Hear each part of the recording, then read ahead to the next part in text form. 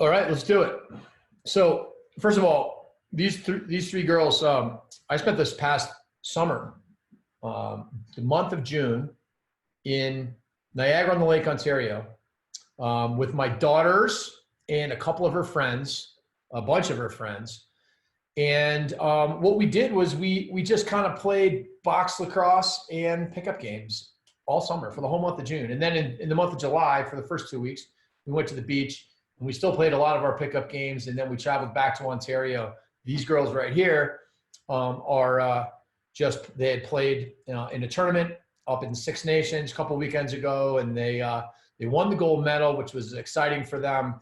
But more importantly, we just had a really, really good and fun summer trying to get better at lacrosse. And so let's just get into it. So first of all, box lacrosse. We know that box lacrosse creates a really positive environment for players. And it's the environment that does the teaching and the coaching. A lot of coaches, I think, mistake themselves as the one who's dropping the knowledge and teaching.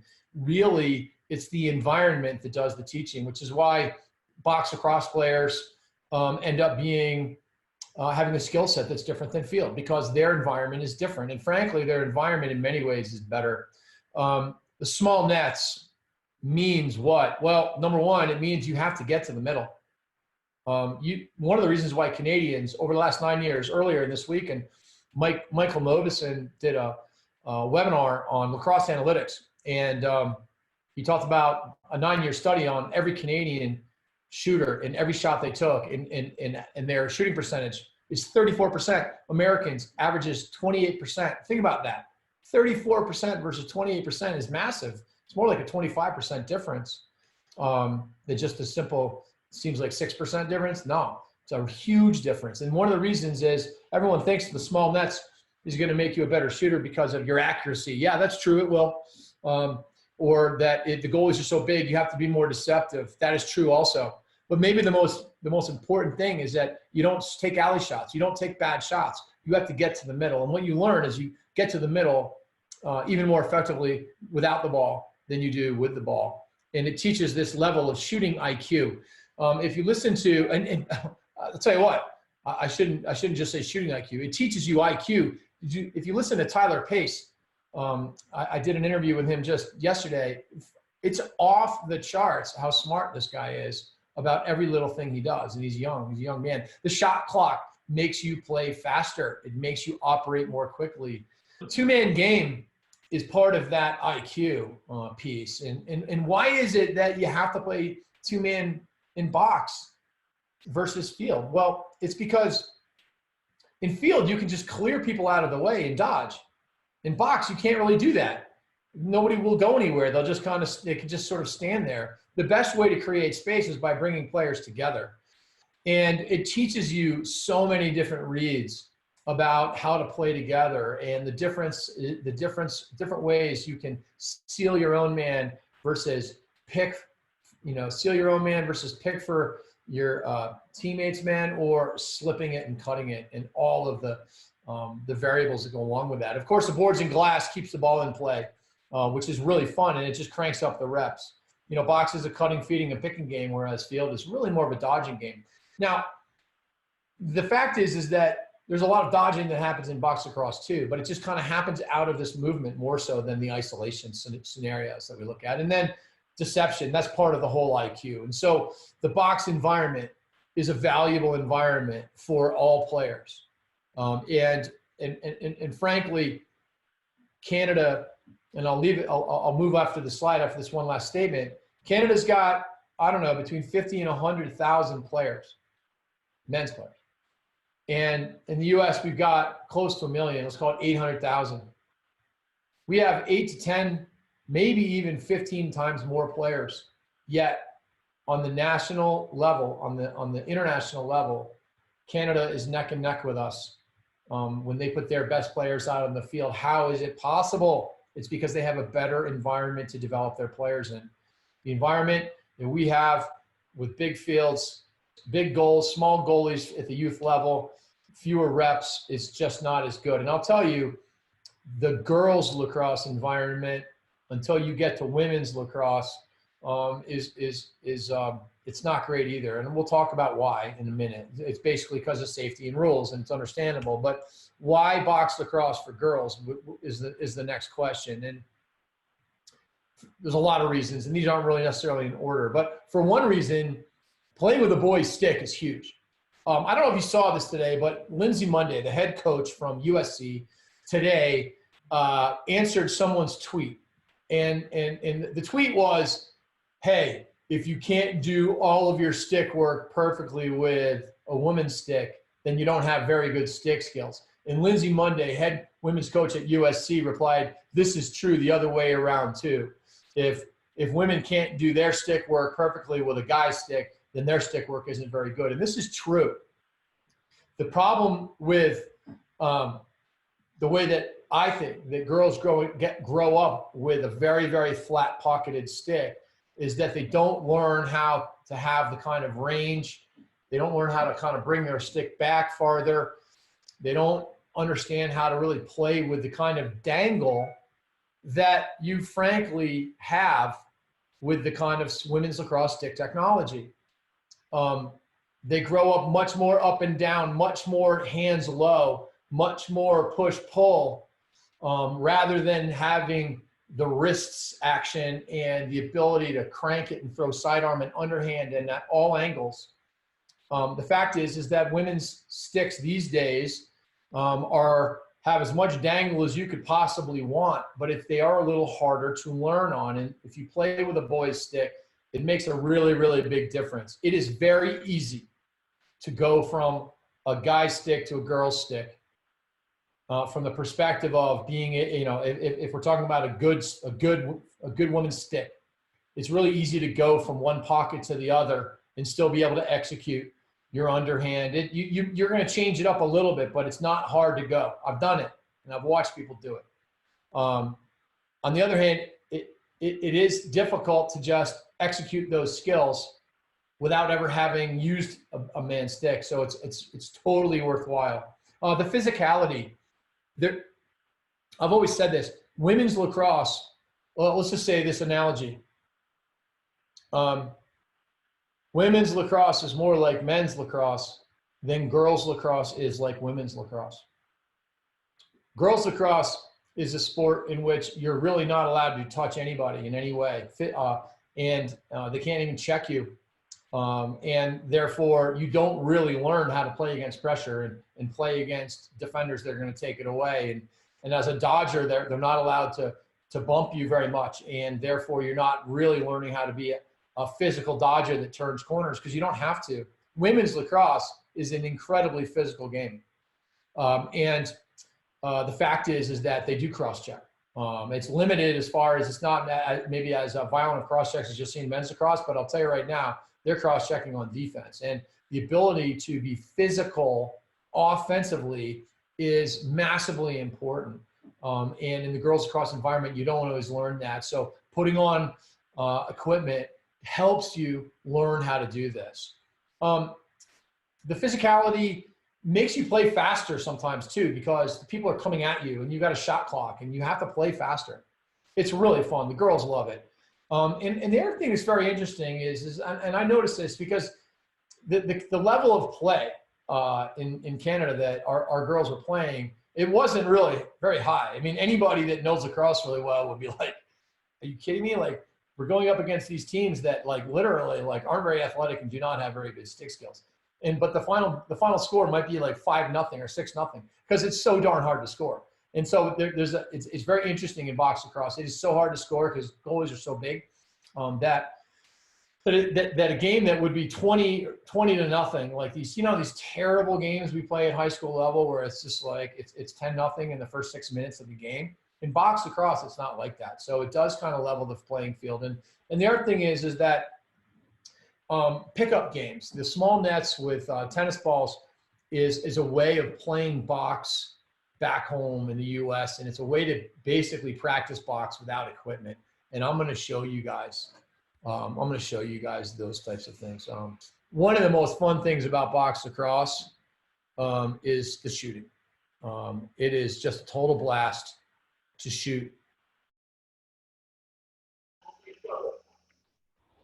So this is our gang. We invited, people would just kind of show up. So my daughters are out here. My daughter's friends are out here. We invited a few boys that were like just midget age in St. Catharines, Ontario, because we wanted to be able to have practices. This is just a four-corner shooting drill. This goalie is a midget age goalie.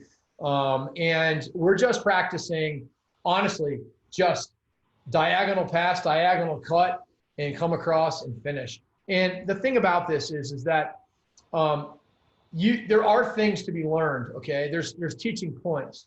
But for the most part, it's just allowing the kids, like this last example right here is a really good teaching point.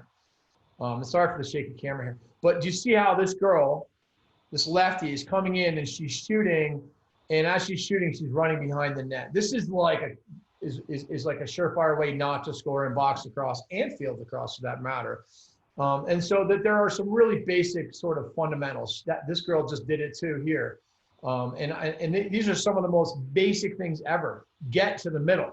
If you run behind the net as you're finishing, you're losing angle, especially when you could be running in front of the net.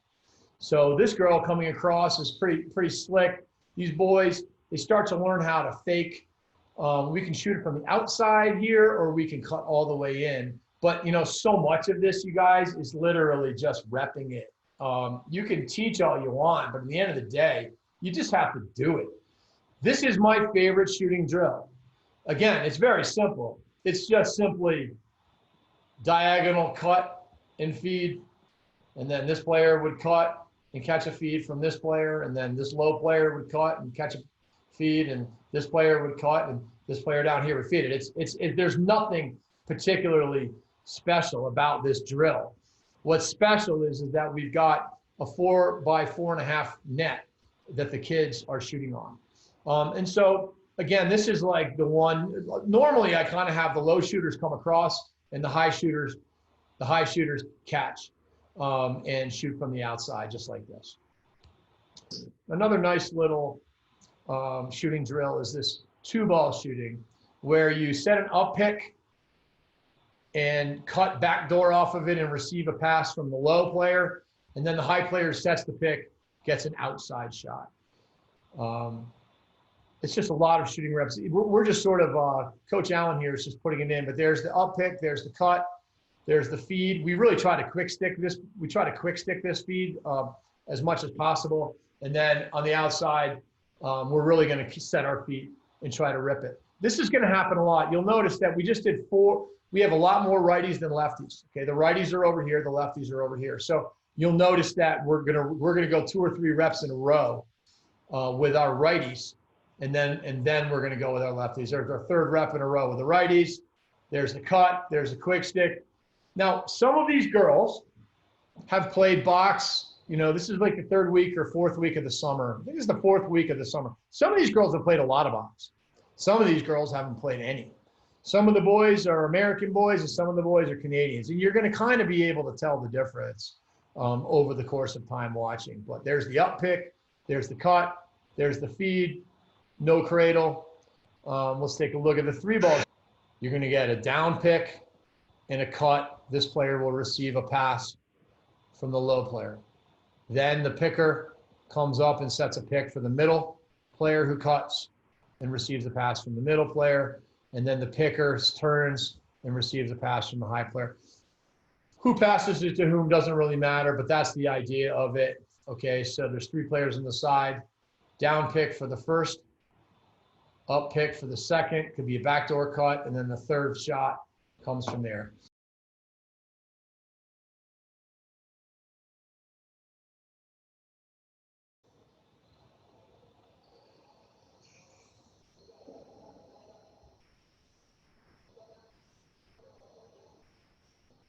Down pick, up pick, good. Now turn. Okay, pretty cool shooting drill, and it helps you with your reps as well as it helping you with your pick angles. This is kind of a cool little shooting drill here. So what you're going to do, you're going to see this player passes it over across, they throw it right back, and then you circle from behind and finish. Pass, curl, reverse it. And it's just a great little stick work drill in which you're going to move the ball really quickly. The reason why I like four corner shooting best is because it just gives you more reps. But I kind of like the idea of quick sticking passes.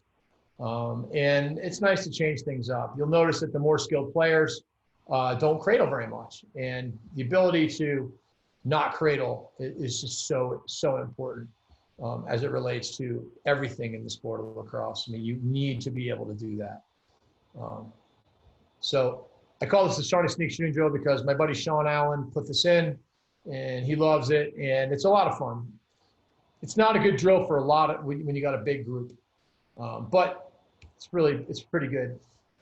This is a awesome little drill right here, 2v1 flips.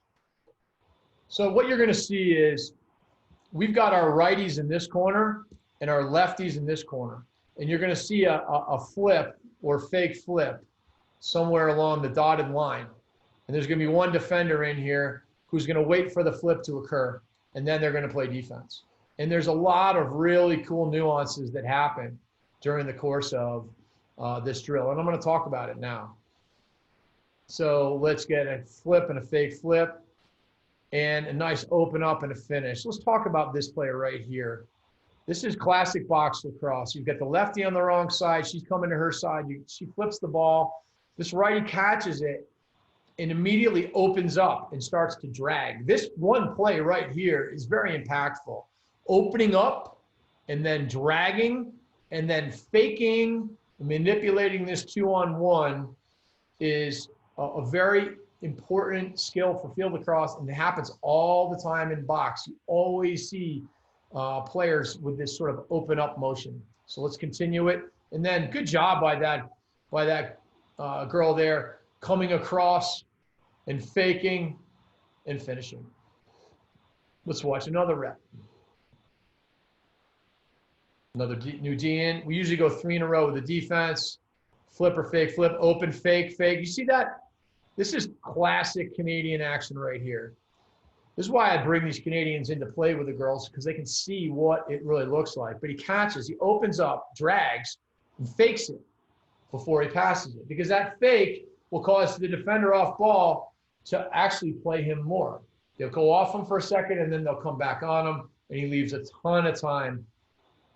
That girl's a 7th grader from Philly, daughter of a friend of mine. So drag, drag, drag, drag, and we get a little behind the back action going, which is really important to learn how to drag, fake, and use different angles of passing and of shooting.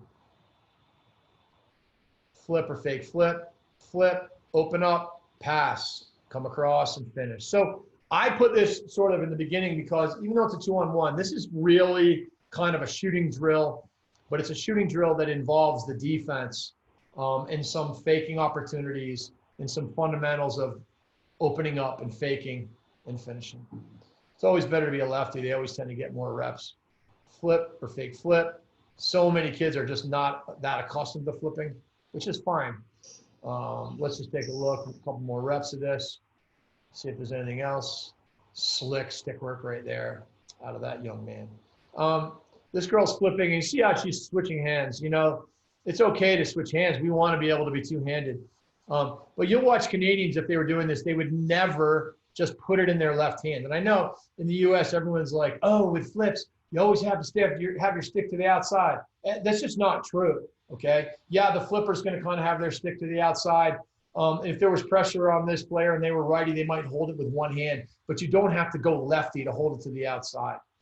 This girl receiving right here is a lefty, and I like that she's receiving it with her stick to the inside. Let's be honest, if there was pressure, then you wouldn't flip it, right? If there's pressure on you, the flipper definitely has to hold it with her stick to the outside, but a lot of times it's just one hand. And then she does a nice job of catching and dragging. Let's try to see if we have any. I put this clip in here because I wanted to see if there's any like one-hand actions. You see what this girl did right here? This happens all the time with American players, boys and girls. Instead of dragging, she stops and starts running back in the same direction. And what you really want to be doing is dragging with your back pedal rather than running back this way, because all that's doing is closing down the space. And that's why in box lacrosse, they drag so much.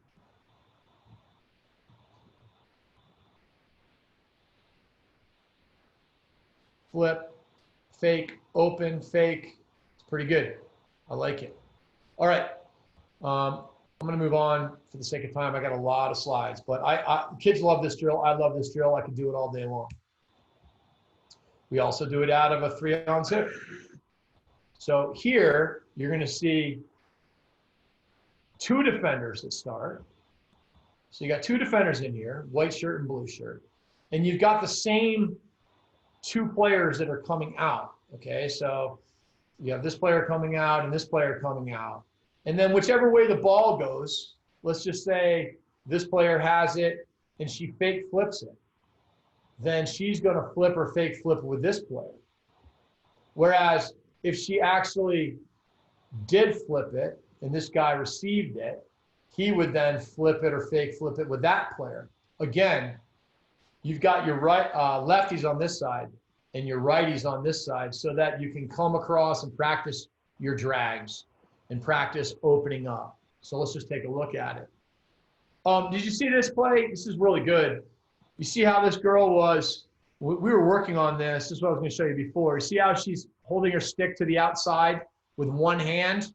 If you watch pro box players or high-level box players, they're not going to switch hands. They're just going to split dodge over to one hand, flip it just like this, so that the stick is protected. But they're not cradling with 2 hands. She decides to fake it. She flips it with one hand. Now here we are into our 3-on-2 with 2 righties and 1 lefty. Pass, and they don't handle, no problem. Next rep up. 3-on-2, flip, drag, flip. And there's your lefties and your righties. This kid started on the wrong side because he's a righty, but he was playing as a lefty. Here's a fake flip. Why is it a fake flip? Because anytime you're feeling uncomfortable, this girl runs on the wrong side anyways, but it doesn't really matter. If you're getting pressured, don't flip it, fake it. And now there's your one hand, there's your flip, and now you got a lefty, and a righty, and this lefty is going to start dragging over to his strong side, faking all day long, and you got the attempt on the one-time pass. The ability, there's a Canadian just doing it. This kid's a midget, probably 15 or 16-year-old kid. He holds a stick away and he flips it up, pops it out there. This girl catches it righty. That's fine. She flips. Now we've got 2 lefties and a righty, and skip through, but it's not there. So there's your 3-on-2. All right, so let's get into teaching a little bit of 2-man game. This is pretty cool. This is just a 2VO pass down, pick down drill where we're practicing the angles necessary. So you're going to see lefties on this side. Do you see how the angles that I'm referring to are these angles right here? They say V cut in. You coming from inside out. And sometimes they actually really love the flat out, but at the very least, you got to come inside out. Now there's no defender here. But if there were a defender, the reason why you're coming inside out is to be able to give an angle to the dodger that's conducive for him to get to the middle. And so this is a huge piece in 2-man game in field and box. So we're just kind of working on it here. You're seeing this Canadian is really selling. You see where he's looking? He's not looking at the pick. He's like selling like he might go underneath. He's not even acknowledging that there's a pick there. And these little nuances are really important. You got to do that. So here he comes off of it, and now he's going to either pass or shoot. And did you see the technique that he's using here on his pass? He's selling shot right there because you want to sell shot. And then he uses a little wraparound type of lever touch pass that the Canadians are so good at. And then we get a little shot out of the deal. Here's our righties, pass, open, come across, and finish. Really nice job on the V cut. And now look at the shooting. So this kid's a junior A player, actually. He came out with us, this kid named Tyler Brown, plays for St. Catharines. He's a lefty, grew up on Six Nations, and comes off this thing in a shooting posture. Sometimes he would look for a behind the back or a lever pass. Other times he's shooting, and you can see that he puts it in. This goalie, by the way, is the goalie from the St. Catharines Junior A's, Nick Demute. He's also a Rochester Nighthawk player. There's the pick. Didn't love the angle. You see how she comes in a little bit, but it's too steep. Okay, she's coming down at this angle. She really wants to be coming in more like that angle. The angle she's coming in now would be better for a slip than for an actual pick. But so this is why we kind of work on this. But it's basically a shooting drill, but it's also teaching us. A nice job out of this kid. This is an American kid that played box up in Canada this summer. A kid goes to IMG, and he played in St. Catharines, and he pops a nice little lever pass. Why do you do this? Well, lever passes are very deceptive because it's just like a behind the back. It's hard to see it coming because they don't really turn their shoulders at all. The defense doesn't really react. And one of the things that happens in two-man games is that there's players over here that are going to like slide over. So you want to be able to make a pass that is deceptive enough that these guys can't see it coming. If you lift your hands and turn your head, and Tyler Pace was talking about this stuff yesterday. But there's a lot of nuances that go into these drills. The most important probably being the angles. But it's a great little finishing drill also. How about that girl right there? Jams it short side on Nick Demute. It's a pretty sick shot. This girl's from North Carolina. She can really shoot. I love the way this girl, she just did an awesome job of looking off this pick, squaring up in what I call double threat, which buys her a little bit of time, and then comes off this, and she looks to feed it. But in this drill, you're allowed to shoot or pass. Either way is fine. Tyler Brown coming inside, and there's the shot. Okay, let's take a look. I put this in just because pretty awesome. It was a really, really good example from this kid on how to sell shot in your two-man game. One more time. Pretty awesome. Watch the way he sells shot right there and then pops off his little lever.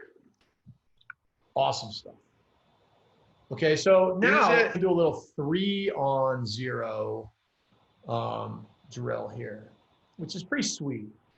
So it's a pass down, pick down, good angle, good square up.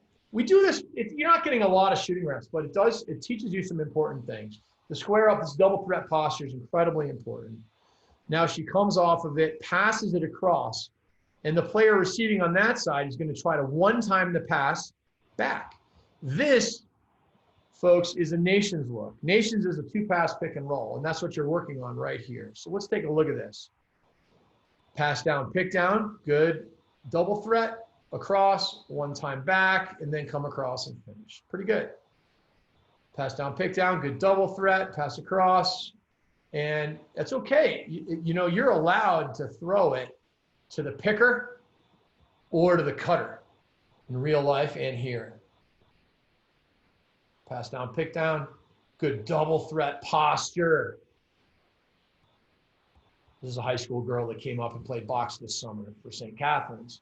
And this posture is really good. This posture will cause a defender to think twice about overplaying you because it's a dodging posture. It's called, that I call double threat, and it's incredibly important posture. And then there's the one-time and the one-time shot.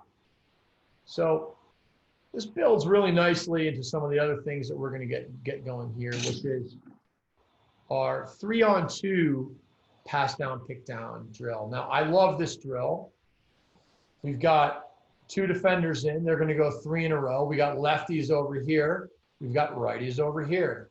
If you're a right-handed player, you really want to pass down this side. This is why you're seeing most of the action going to this side, because we have mostly righties. The The reason why is because obviously the right-handed player dodging all of this wants to go righty, but this player rolling off this wants to catch it righty also. So it's not that we don't want to be two-handed. It's just that we definitely want to understand the importance of our natural side and taking advantage of this. And this is part of the IQ of understanding where on the field you want to be. There's a righty picking down, and he's going to open up. Here he is, right-handed. He's not going to score that goal, whereas a lefty probably could. But let's go back and take a look at it. Pass down, pick down. And a nice job by this Canadian kid selling shot and then looking for his pass on the backside. Pretty good. I liked it. I liked it a lot. All right, so now pass down, pick down. Good double threat. Good come up. Nice behind the back pass. This is something that I've worked on a ton is, okay, so we've got our double threat. It allows us to manipulate our man. If you watch the Tyler Pace video that I did yesterday, he is so good at freezing his guy, pulling him back, okay? And these are some of the things you want to be doing. But we also want to be able to take advantage of this 2-on-1. And you might say, well, why would you pass behind the back? Because she actually passes it early, but you can draw your man even farther when you make that pass. And it's actually a fundamentally, in many ways, better pass if you can pass it a little bit later, because that 2-on-1, it buys time for the receiver. This receiver is going to have all day to finish this ball. Okay, so new defense. That's why we go 3 in a row, so we don't have to be switching D all the time. It's very important that you don't switch the D every time because it just wastes time. Here's a pass down, pick down. Another thing that I always talk about, I'm always saying, if you were listening to the audio, you'd be hearing, pressure the ball, pressure the ball. I want this low defender to pressure. I want this player to manipulate that pressure. I want this player to run by that pressure underneath if they overplay, or I want them to back that pressure off with their double threat posture. So if you don't have the low player pressure, then you won't be able to practice that look. That's why you're sort of seeing this now. So let's take a look. Now, this wasn't even the low player. The high player went. She shouldn't have gone. That's not fundamental D, but it was good pressure nonetheless. And now we got a split of 2, pass across, and a shot. Pass out, pressure, fake, come off. There's your 2-on-1. It's good stuff. Watch it again.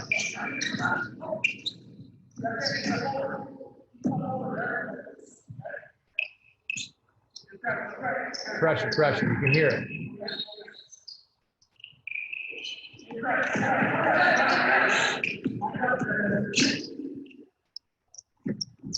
There's nothing like the squeak of the sneakers on the cement. So nice. Wait for it. Two new D.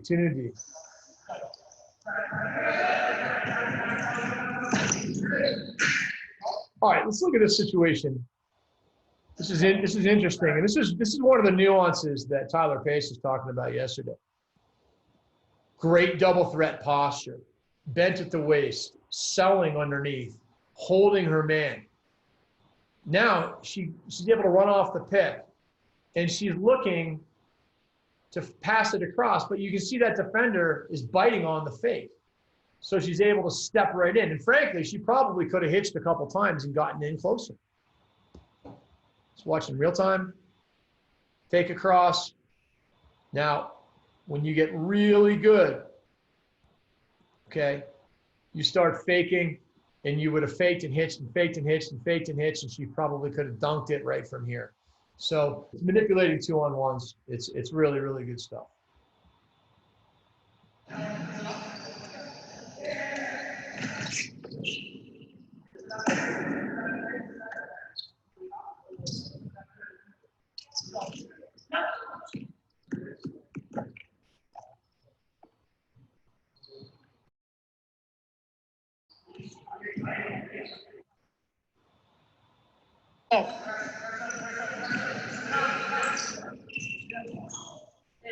little nations look. All right, this drill, one of the best drills going. So let's take a look at this. All right, ball. We have a 2-on-2, two offensive players against two defensive players. The ball starts here. They're going to throw it to the feeder, and then we're going to practice cutting the middle on the give and go and cycling up. This action of cutting the middle and cycling is fundamental to box lacrosse, and it teaches you the angles of picking and sealing and moving without the ball. And then once they do this, they're going to get into their two-man game. So let's take a look at this. Pass, cut, up, down, square up, two-man game, pass, pick, fake, and there you have it. Decent action. One more time here. Now, this girl kind of shortcuts it a little bit. You see how her defender is really not covering that cut. That's the cut. That's the devastating cut in all sports. The give and go to the middle. Best play in sports. She's kind of taking it because she's just really preparing for the next play. But I really try to emphasize this cut. And as the feeder, you should feed that cut a few times and then just give them another rep at it so that they can practice being rewarded for making that give and go cut. It's just such a great cut. But they receive, they get into their double threat posture. The defenders has to kind of wait. Now, fake, she draws two, and decent play. The receiver needed to get more in front of the net. Pass, cut, pass, pick, and he goes under. So why do we go underneath? This is a mistake that a ton of players make, and they're just going to learn over time. The reason that players are going to go under the pick and not use it is when their defenders overplaying them towards the pick or taking a really bad approach. If you go underneath and dunk it, you probably made the right read. But if you go hard underneath and all you really do is jam yourself up, so you kind of commit to this underneath move, but you don't have any angle and you don't really have your two-man game, then it probably wasn't a great decision. But we've got pretty good movement, good picking, faking, and shooting. Pass and cut, back over. Now this happens all the time. This is one of the things that most players struggle with. You see how she catches and immediately starts running. You can't set picks for people that receive a ball and just start running immediately. She needs to get into her double threat to make her defender put on the brakes to buy time for this pick. But what she does do that was actually really nice is she turns it into another give and go. And you can see, reward her with that, with passing it to her. Now they balance up again. Get back over to your side. There's a pick, uses it, looks really nice backhand flip. We talked about that yesterday in Pacer's video. Draws two and feeds the backhand. The backhand flip and the backhand fake are just great plays. Cut the middle and a decent little rocker, but kind of catching it on the run. That's when you see the players that know how to play, they slow down and stop like that, right there, buying time for looks. And now what do we teach, okay? What do we teach when we talk about our two-man game here? For one thing, we would really rather have this action happening up here on what you call the half boards, up here near the up near the top of the dotted line. But I want to talk about the picks that we teach. One pick would be the seal pick. And that's where if she could just seal her own man in, okay? If she could seal her man in, then this girl could come right over the top. And you see this happen in box lacrosse all the time. The seal pick is incredibly important. And we're going to show this later to you. You're going to see it. The slip pick would be this player is looking to switch, and she kind of comes down and then fakes the pick with her man trailing, and then we can just feed the little slip pick. And then the standard pick would be taking that V-cut angle, trying to get on the player's back. And then the last pick is a repick, and I'll show you that later. I think we have some examples of the repick later. So what do we have here? What we have here is a not very good pick angle and not really using the pick at all. So now we get some other action, pass down, pick down, better angle, and then there's the underneath move. Didn't love it because she didn't get all the way to the front of the net. But this is what happens. Double threat, good give and go. You know, when you come off picks, one of the best things you can do is give it up and get it back. Sometimes you'll get it back over the top, but you can like this. You can sometimes get it back going underneath. And it's actually, it's a pretty good read. I love this give and go. Not a very good pass by the feeder there. Let's keep it going. Pass. Seal pick. See it? See the seal pick? That's what we were talking about before. You can do this in women's lacrosse and men's lacrosse all day. Okay, so here. This is the same drill, but this is a 3-on-3 version. And this is sick. So in women's lacrosse, it's 7-on-7. So it's not, you got to figure out what to do. A lot of times you need to have a 3-man side if you want to run box-style offenses. And so the 3-man side here, we have the exact same motions. We have a feeder here. We've got 3 players on the side, and they're going to be cycling and picking and showing for the ball. And the feeder is kind of slow in many ways, in a good way, to deliver a pass because he wants more off-ball movement. So you can see that girl was open. We've got cuts going on. She doesn't receive the ball. The low player has to come up. Now we've got it. Okay, now what do we got? We got a 2-man game that they play out of a pick and roll right away. And it's really, really nice. I mean, how sweet was that motion? I absolutely love that. Let's watch it again. She's open. Feeder doesn't give it on purpose. The middle guy cuts the middle. Great cut. He could have fed that. That's a great cut. Okay, the low player cuts backdoor down here. She doesn't receive it. She probably should have been looking.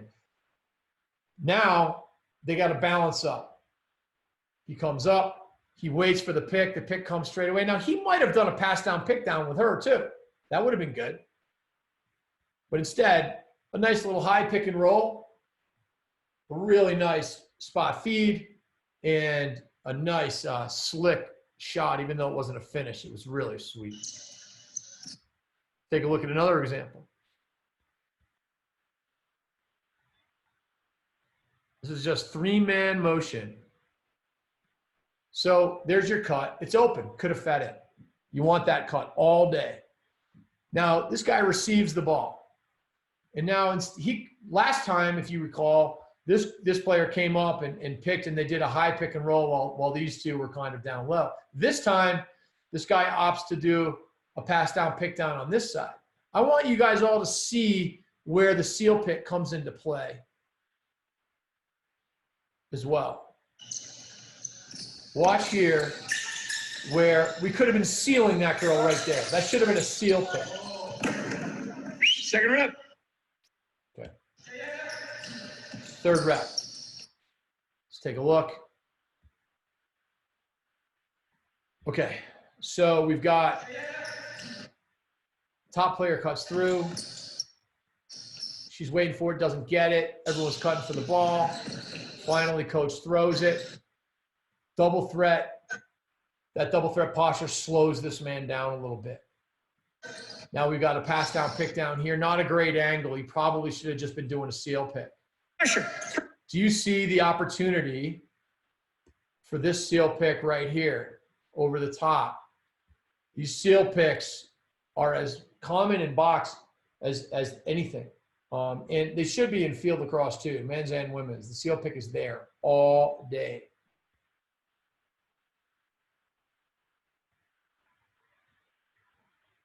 Keep the motion going. They opted not to shoot from the wrong side of the field. There's a nice little pick and roll. Oh, that was pretty sick. Let's watch this again. No shot from there. In field lacrosse, you might shoot that. You don't shoot that shot in box lacrosse, it will never go. So the boy throws it back over to the side, and now we've got an immediate little pass down, pick and roll, tough handle, and a shot that hits the far pipe, but it's pretty good lacrosse. All right, let's check out this drill. This drill is pretty awesome. Let's take a look. I'm starting this drill. You're going to sort of see. Here's a 3-on-3 with an 8-second shot clock, and they're just looking to use on-ball and off-ball picks. So this righty comes over and picks for a lefty. He comes off, shoots it. Okay, so this guy is the last guy to touch the ball. Okay?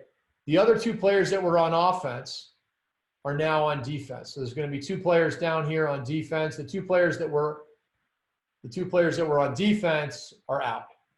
This player was the last guy to touch it. He has to run up and touch the midline and trail what's going to become a 3-on-2 with a trailer. So let's take a look at what I mean here. You're seeing this player's at the midline ready to go. This player has to tag up and run up to the midline, and now it's a 3-on-2. Okay, so we've got offensive lefty, offensive righty, player with the ball, and these two on defense, and this guy had to go to the midline and trail the play. What this does for us is it gives us kind of a realistic 3-on-2 that you might see in box lacrosse, but it's also a kind of a high-paced drill. So they play out of it. First rep, we try to get a shot. Okay, now second rep, give it back to the offense. Play 3-on-3, 8-second shot clock. 8, 7, 6, 5, 4. Okay, good.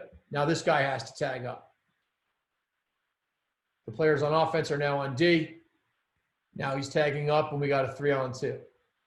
We will teach picking and transition a lot. In box lacrosse, they do that all day. So you really want to be able to pick and transition. And you also want to be able to be a little quicker. You're going to notice here that the wings, everyone's kind of slow because they don't really know the drill that well. But you can imagine that you'd really want to hustle down and get way below the ball if you could. And you can in the scope of this drill.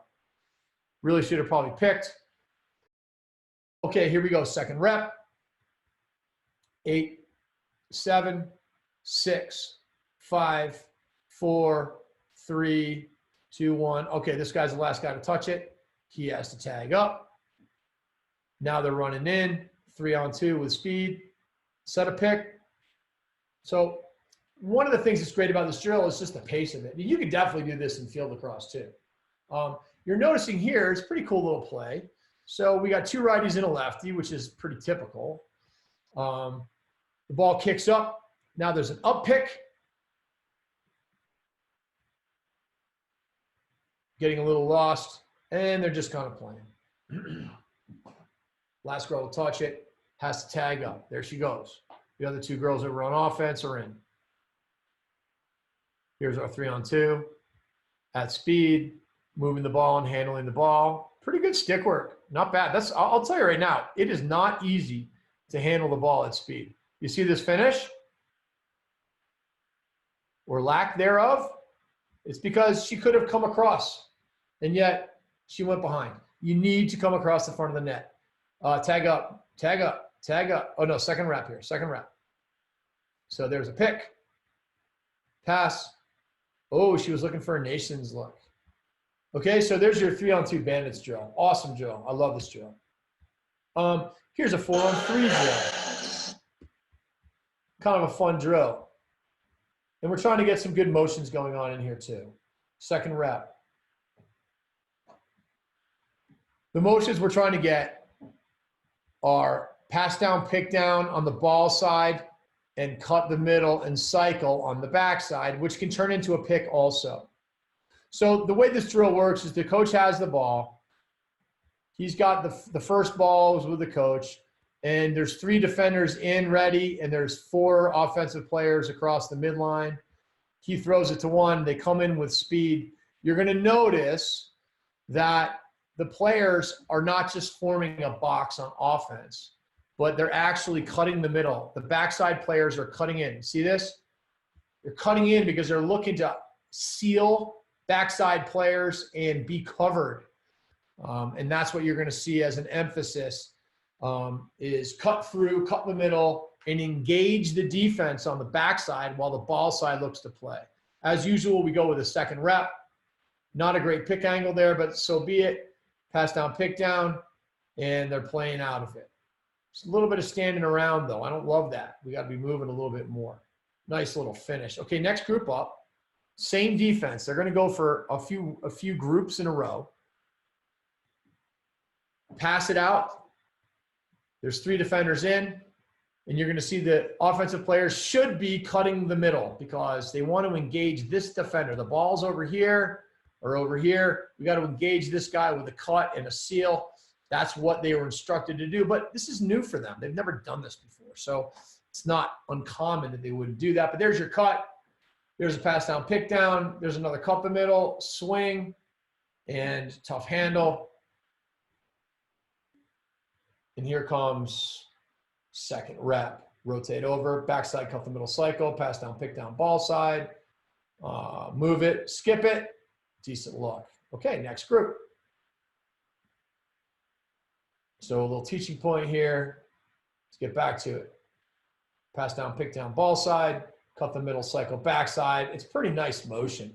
Now, you got to understand that this action is incredible stick work.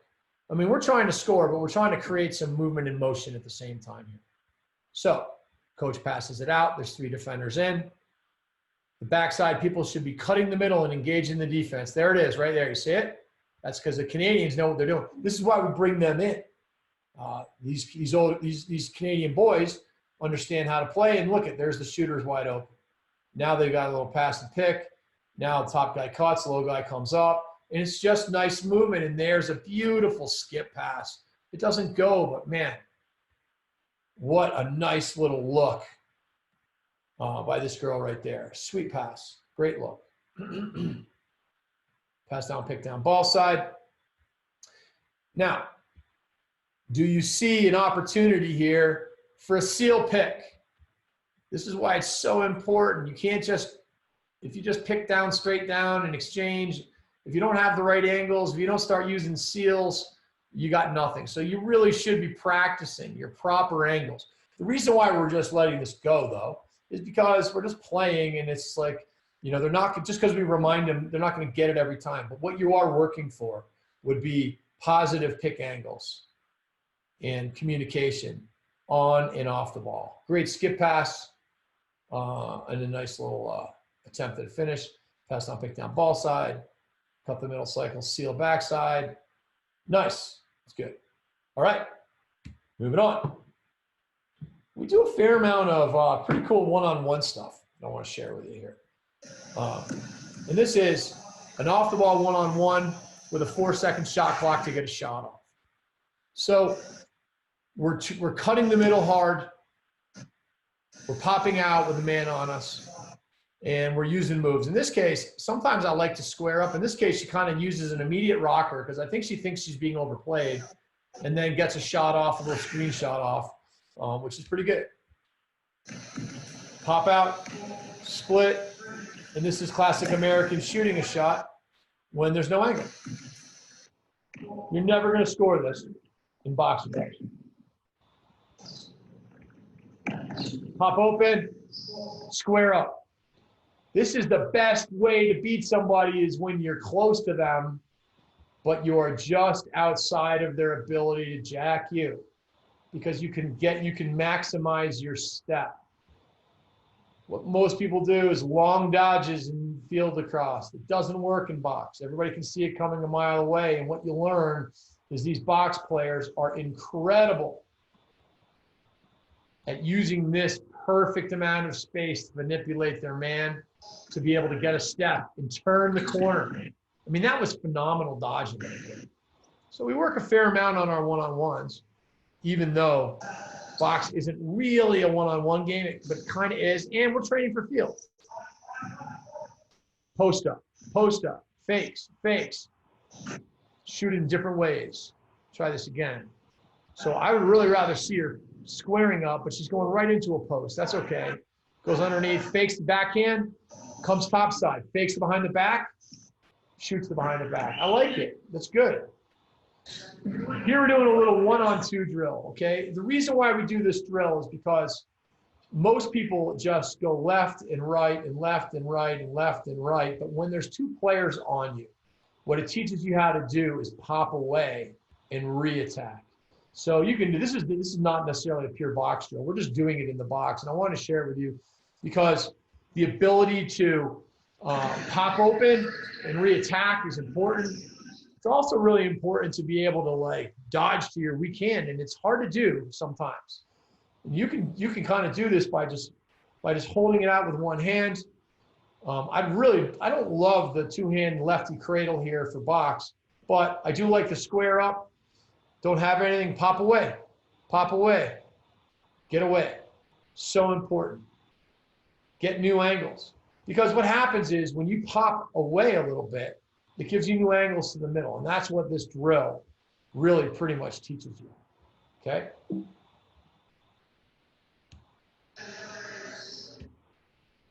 Let's watch another rep here.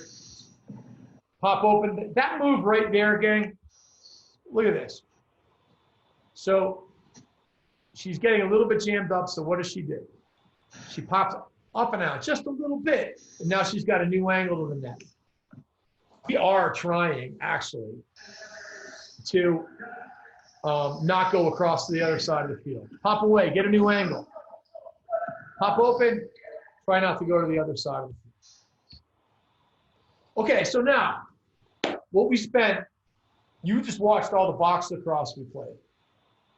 We played probably 10 times more of this, where we're playing all different games. This is a 3-on-3 game.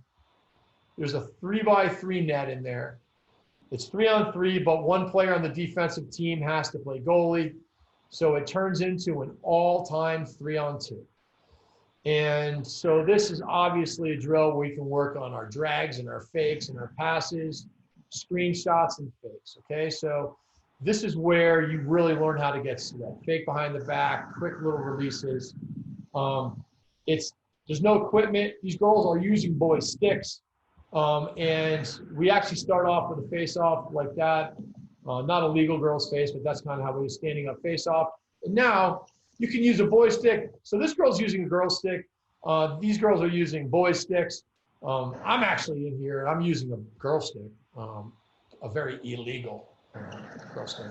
But we just started learning how to make inside handles and inside fakes and inside feeds. And we just, honestly, it's just fun. And it truly is box lacrosse. This is very similar to any of the 3-on-2 drills that you saw us doing before. All of the faking that goes on, it's all kind of the same. And it's just done in this really, really fun way where you get these plays where you can fake passes, wind up, fake, feed, finish. We also play this version of the game. This is a 3-on-3 game with a goalie in the net, with a goalie stick. And now this goal is a little bigger. This is a 3.5 by 3.5, and we have a crease. And we play crease rules. And it's really important. The reason for the crease, the reason why I like it at times, is because when you're finishing, you got a choice.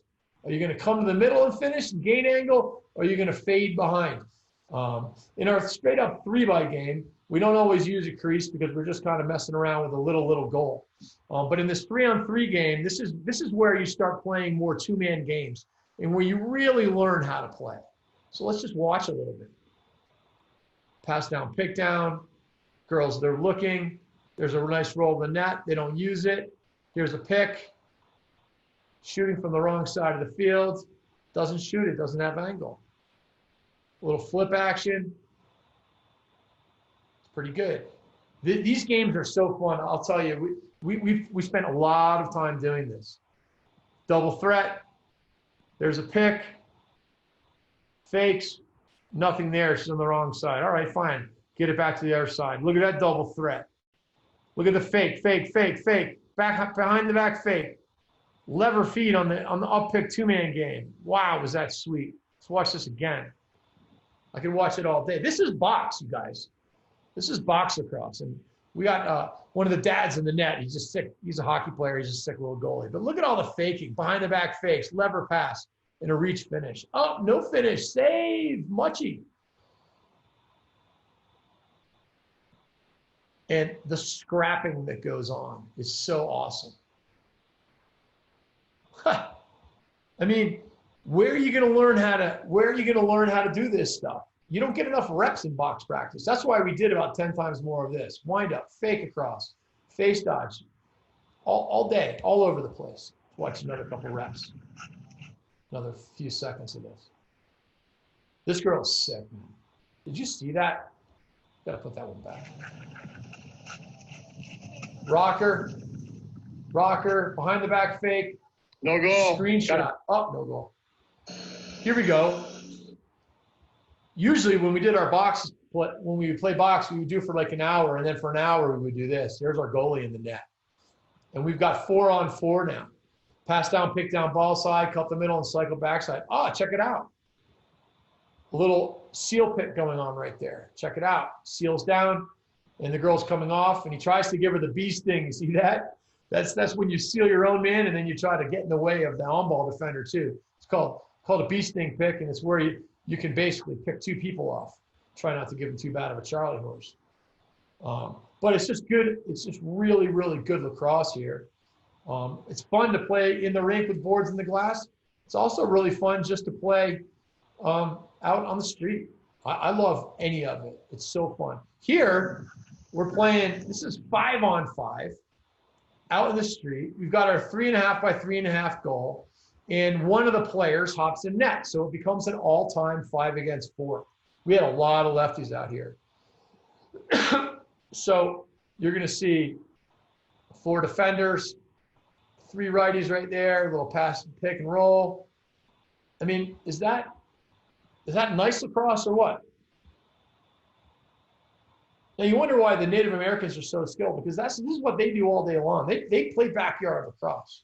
They play in the street. This is how you get really, really slick. There's really like nothing like it. I love it. Could do it all day. I love watching it. It's so much fun. The movement. The main thing we just try to do is get action on both sides. And you can see they're doing a really good job of moving and dodging. You got to move. That's me trying to get people to learn how to move without the ball. See that play again. Oh, a little pick and roll action. Pass down, pick down, fake through the gap, screenshot. It's not bad. And here's our 4-on-4 version with our 3.5 by 3.5 net. It's 4-on-4 where one player on D hops in the goal, so it becomes an all-time 4-on-3. Pass down, pick down, ball side, cut the middle and cycle backside. There's a pick ball side. Moving it. It's pretty good. It's great action. So all of these different games, we play them, just sort of depends on how many people we have. And they're total blast. Okay, pickup games, can't beat them. So now let's just take a look at a little box. Fakes, feed. Oh, almost. So close. I got more box highlights, but I don't have them here. I enjoyed doing it. We had an awesome summer.